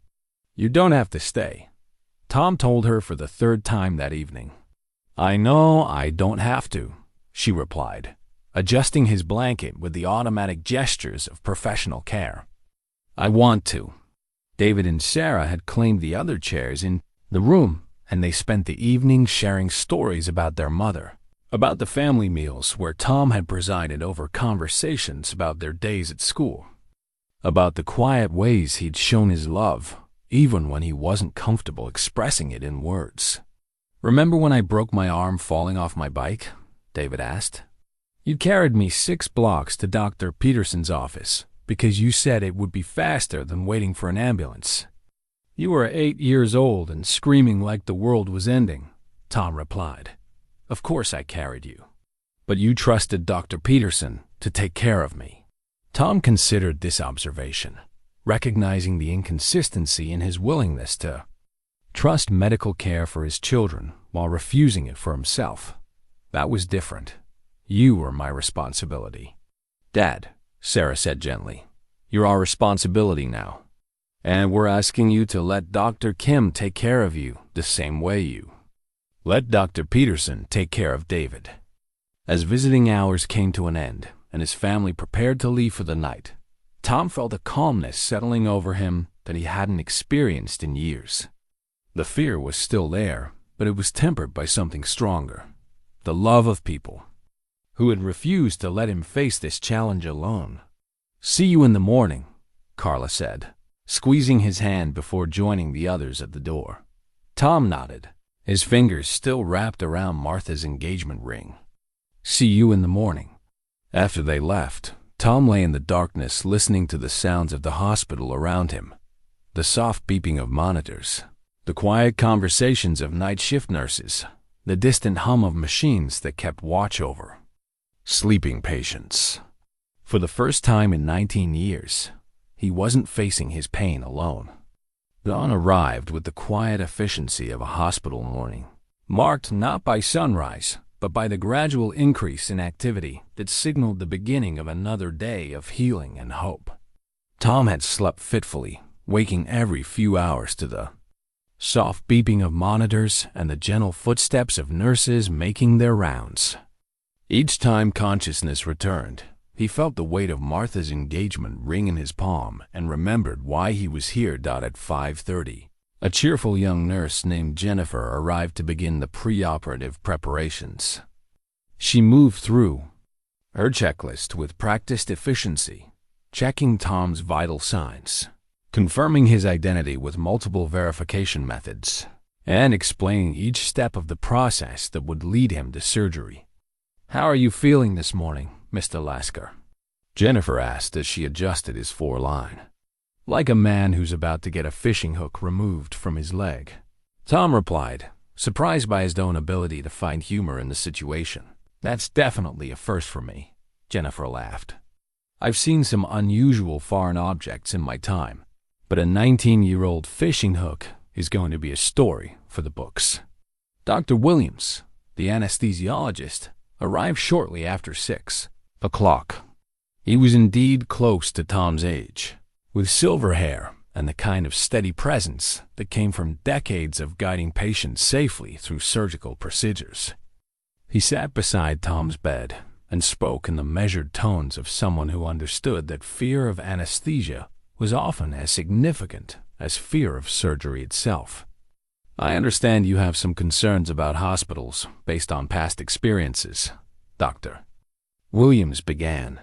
"I want you to know that we're going to take excellent care of you today. Modern anesthesia is nothing like what you might have experienced in military settings years ago." Tom found himself studying the doctor's face, looking for signs of the indifference or impatience he'd learned to expect from medical professionals. Instead, He saw genuine concern and the kind of professional confidence that came from years of successful outcomes. "What should I expect?" Tom asked. "You'll go to sleep gradually and comfortably. When you wake up, the procedure will be complete, and you'll be in recovery with a nurse monitoring you continuously. The whole thing will feel like a peaceful nap." Tom nodded, remembering the chaos and trauma of medical procedures during his military service. The contrast between those memories and Dr. Williams' calm professionalism was striking enough to ease some of the tension he'd been carrying since yesterday at 6:45. The surgical team arrived to transport Tom to the operating suite. The journey through the hospital corridors felt surreal, with ceiling lights passing overhead like beacons marking his passage toward a moment he'd been avoiding for 19 years. Through the windows of the pre-operative area, he could see his family gathered in the waiting room, Sarah pacing with nervous energy, David reading a magazine without really seeing it, Carla speaking quietly with Eddie, who had insisted on staying the night at a nearby hotel. The operating room was a marvel of modern medical technology, filled with monitors and equipment that would have seemed like science fiction to the young soldier who had been treated in a canvas tent 50 years ago. Dr. Kim appeared at his side, her surgical cap already in place and her expression focused, but reassuring. "Good morning, Tom," she said, placing a gloved hand on his shoulder. "Are you ready to get that hook out of there?" "I've been ready for longer than I care to admit." Dr. Kim smiled. "That's what I like to hear. We're going to take excellent care of you today." The surgical team moved around Tom with choreographed precision, each person focused on their specific role in the complex procedure ahead.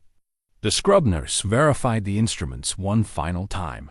The surgical technician confirmed that all necessary equipment was functioning properly, and Dr. Williams began the process of administering anesthesia. "I'm going to give you some medication now that will help you relax," Dr. Williams explained as he adjusted the IV line. "You'll start feeling drowsy in just a moment." Tom felt the medication beginning to take effect, a gentle wave of relaxation. That seemed to ease not just his physical tension, but the emotional weight he'd been carrying for so long. As consciousness began to fade, his last clear thought was of Martha, and the promise he'd made to her that he would take care of himself. The surgery began with Dr. Kim making a careful incision along the path she'd mapped out the previous evening. The infected tissue was immediately apparent, angry and inflamed after years of fighting the foreign object that had invaded Tom's body. Working with meticulous precision, she began the process of dissecting through layers of scar tissue that had formed around the fishing hook. "There it is," Dr. Kim announced as the hook became visible beneath the surgical lights. The entire surgical team could see the curved piece of metal that had been the source of Tom's suffering for nearly 2 decades. What they found was both better and worse than the imaging had suggested. The hook was intact and accessible, embedded in muscle tissue in a way that would allow for clean removal. But the surrounding infection was more extensive than anticipated, with pockets of damaged tissue that would require careful debridement to prevent future complications. "We're going to need more time than originally planned," Dr. Kim informed the team. "But everything looks manageable. Let's get this thing out of here." The extraction of the fishing hook required 2 hours of meticulous surgical work, with Dr. Kim carefully dissecting through layers of scar tissue that had formed around the foreign object like a biological fortress. Each cut was deliberate and precise, guided by years of experience and the understanding that this patient had waited 19 years for this moment of liberation. "Forceps," Dr. Kim requested, her voice calm and focused despite the complexity of the procedure unfolding before her. The hook had embedded itself deeper than the imaging had initially suggested, with one of its barbs extending into a fasciole plane between muscle groups. This discovery explained why Tom's infection had been so persistent and why antibiotics alone had proven insufficient to resolve the problem. "We've got good visualization now," Dr. Kim announced to the surgical team, as she carefully exposed the entire length of the hook. "I can see why this has been causing problems for so long." The instrument that had tormented Tom for nearly 2 decades was finally visible in its entirety under the bright surgical lights. It was larger than anyone had expected, a 3-inch steel hook with aggressive barbs that had prevented natural migration or expulsion. The metal had corroded slightly over the years, contributing to the chronic inflammatory response that had slowly poisoned Tom's system. Working with infinite care, Dr. Kim began the process of freeing the hook from the surrounding tissue. Each barb had to be carefully disengaged from muscle fibers that had grown around it, a process that required both surgical skill and patience. One wrong move could tear healthy tissue or leave fragments behind that would necessitate additional procedures.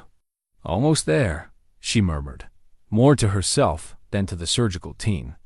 "Just need to free this last barb." In the waiting room 3 floors below, Tom's family maintained their vigil with the nervous energy of people who could do nothing but hope and trust. Carla had positioned herself near the window where she could watch the morning traffic beginning to build on the highway outside, while Sarah paced the length of the waiting area with the restless motion of someone accustomed to controlling outcomes. Through action, David sat quietly with Eddie, the 2 men sharing the comfortable silence of people who understood that some moments required no words. Eddie had produced a worn paperback novel from his jacket pocket, but the pages remained unturned as he stared at the cover without really seeing it. "How long did they say the surgery would take?" Sarah asked for the 3rd time in an hour. 2 to 3 hours, Carla replied patiently. "Complex procedures like this can't be rushed." A surgical nurse appeared in the waiting room doorway, scanning the assembled group before approaching them with the measured pace of someone delivering important news. "Family of Thomas Lasker?" All 4 of them stood simultaneously, their faces reflecting the mixture of hope and anxiety that marked the families of surgical patients everywhere. "The procedure is going very well," the nurse began, immediately easing their most immediate fears. "Dr. Kim has successfully located and removed the foreign object. She's now working on cleaning out the infected tissue, which will take some additional time." "How much additional time?" Sarah asked with the precision of someone who needed concrete information to manage her anxiety. "Probably another hour." The infection was more extensive than the imaging suggested, but Dr. Kim is confident about the outcome. Back in the operating room, Dr. Kim held the extracted fishing hook up to the light, examining the piece of metal that had caused so much suffering. The corrosion was evident along its length, and small fragments of tissue clung to its barbs, evidence of the biological battle that had been raging in Tom's leg for 19 years. "Specimen container," she requested, and the scrub nurse provided a sterile jar where the hook would be preserved. Tom had specifically requested to see the object that had tormented him for so long, and Dr. Kim believed that confronting the physical reality of his suffering might provide psychological closure along with the physical healing. The debridement process that followed was equally meticulous, with Dr. Kim removing infected tissue while preserving as much healthy muscle as possible. The extent of the damage was sobering. Nearly 20% of Tom's calf muscle showed signs of chronic infection or scarring that had developed over the years. "We're going to have good function when this heals," Dr. Kim announced to the surgical team as she began the closure process. "Better function than he's had in years." The final phase of the surgery involved irrigating the surgical site with antibiotic solution and placing drains that would prevent fluid accumulation during the healing process. Layer by layer, Dr. Kim closed the incision with the same precision she'd used to open it, ensuring that the wound would heal cleanly and minimize scarring. "Surgery complete," she announced as the final suture was placed. "Let's get him to recovery." Tom's emergence from anesthesia was gradual and peaceful, exactly as Dr. Williams had promised. The first sensation he became aware of was the absence of pain, not the acute discomfort of surgery, but the chronic ache that had been his constant companion for 19 years. For the first time since that morning on Lake Superior with Martha, his right leg felt truly at rest. "Mr. Lasker?" The recovery nurse's voice seemed to come from a great distance. "Can you hear me?" Tom opened his eyes to find himself in a brightly lit room surrounded by monitoring equipment and attentive medical staff. The nightmare he'd imagined for decades, being helpless and vulnerable in a medical setting, had materialized into something completely different. Competent care provided, with genuine compassion. "How do you feel?" the nurse asked. Tom considered the question carefully, taking inventory of his physical and emotional state. "Different," he said finally. "I feel different." The nurse smiled. "That's exactly what we hoped you'd say." 3 months after the surgery, Tom Lasker stood in his workshop on a crisp January morning, examining a new fishing rod that his children had given him for Christmas. The rod was a thing of beauty, graphite and cork with guides that caught the winter sunlight streaming through windows he'd finally gotten around to cleaning. It represented something he'd never thought possible: the courage to face the water again. The workshop itself had undergone its own transformation during Tom's recovery. David and several neighbors had reorganized the space, creating an area where Tom could work while seated when his leg needed rest. The workbench had been adjusted to a more comfortable height, and new lighting had been installed to compensate for the reading glasses. Tom had finally admitted he needed Mrs. Henderson's mower sat in the corner, finally repaired and ready for spring. Tom had finished the job the week before, his first complete project since the surgery. The work had taken longer than it once would have, and he'd needed to take breaks to elevate his leg. But the familiar satisfaction of solving mechanical problems had returned along with his physical healing. The specimen jar containing the extracted fishing hook sat on a shelf above his workbench, positioned where he could see it every day. Dr. Kim had been right about the psychological value of confronting the physical reality of his suffering. The hook looked smaller outside his body than it had felt during 19 years of constant pain, but its presence in the jar served as a daily reminder of how far he'd traveled from that morning of stubborn pride to this moment of quiet acceptance. Tom's recovery had been complicated, but ultimately successful. The extensive debridement had required several weeks of restricted activity, followed by months of physical therapy that had tested his patience in ways the surgery itself had not. But gradually, steadily, his leg had healed into something stronger than it had been in decades. The limp wasn't completely gone. Dr. Kim had warned him that some degree of altered gait would likely be permanent due to the muscle damage, but the constant pain that had defined his daily existence was now just a memory. For the first time since that fishing trip with Martha, Tom could walk without calculating each step, could stand for extended periods without seeking relief, could move through his world without the grinding reminder of his body's limitations. Carla's daily visits had evolved from medical necessity to something more personal as Tom's wounds healed and his need for professional nursing care diminished. What had begun as patient care had grown into a friendship that surprised them both with its depth and ease. They discovered shared interests beyond medical treatment, a love of crossword puzzles, an appreciation for old movies, and the comfortable silence that came with two people who had both learned to value simple companionship.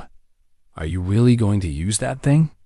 Carla asked as she entered the workshop carrying 2 cups of coffee, a ritual that had replaced the medical bag she'd once brought every morning. "Thinking about it," Tom replied, accepting the coffee gratefully. "Sarah wants to plan a family fishing trip this spring. Thinks it would be good therapy. What do you think?" Tom considered the question while studying the new rod.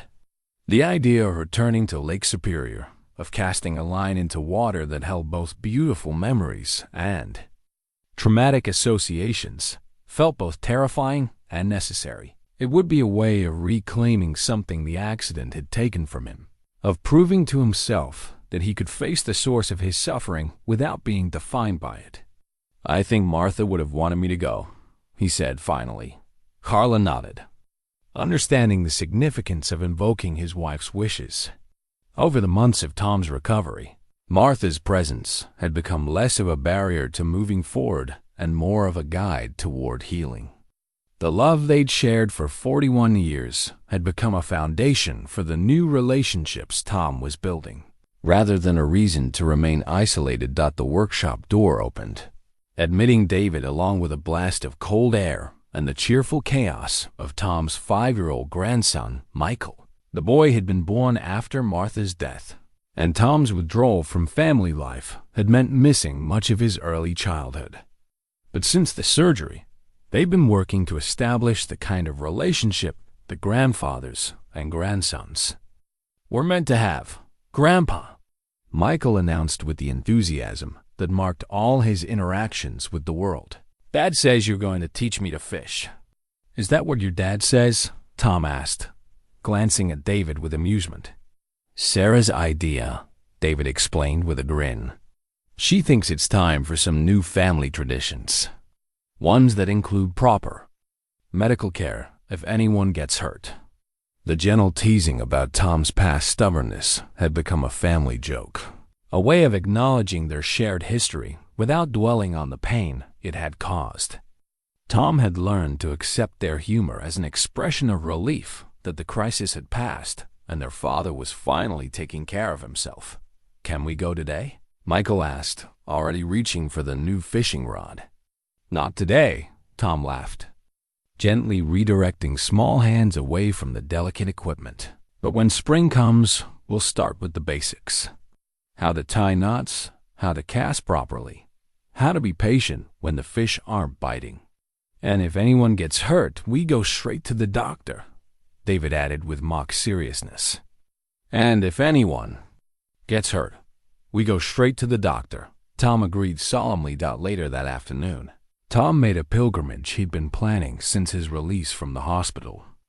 The drive to Martha's grave took him through the countryside where they built their life together, past the small white church where they'd been married and the school where David now taught. The cemetery was quiet under its blanket of snow, with only the sound of wind through bare maple trees to break the silence. Tom made his way carefully along the plowed path to Martha's headstone, his improved mobility making the journey easier than it had been in years. He stood beside her grave for a long time, sharing the story of his surgery and recovery, telling her about Carla and the new fishing rod and the plans for spring. Most importantly, he apologized for the years he'd wasted in stubborn isolation, for the time they'd lost because he'd been too proud to seek help.